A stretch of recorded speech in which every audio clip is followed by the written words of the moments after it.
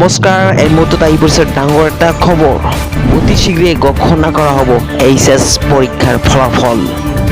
এই মুহূৰ্তত জনাইছোঁ ডাঙৰ এটা খবৰ। বিশেষকৈ হাই ছেকেণ্ডেৰী পৰীক্ষা দিয়া ছাত্ৰ ছাত্ৰীসকলৰ বাবে আহিছে এটা ডাঙৰ এটা খবৰ।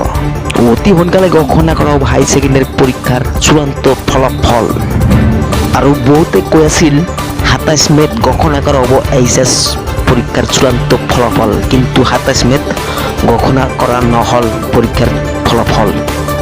আৰু এই মুহূৰ্তত জনাইছোঁ ডাঙৰ এটা খবৰ, অতি গুৰুত্বপূৰ্ণ খবৰ।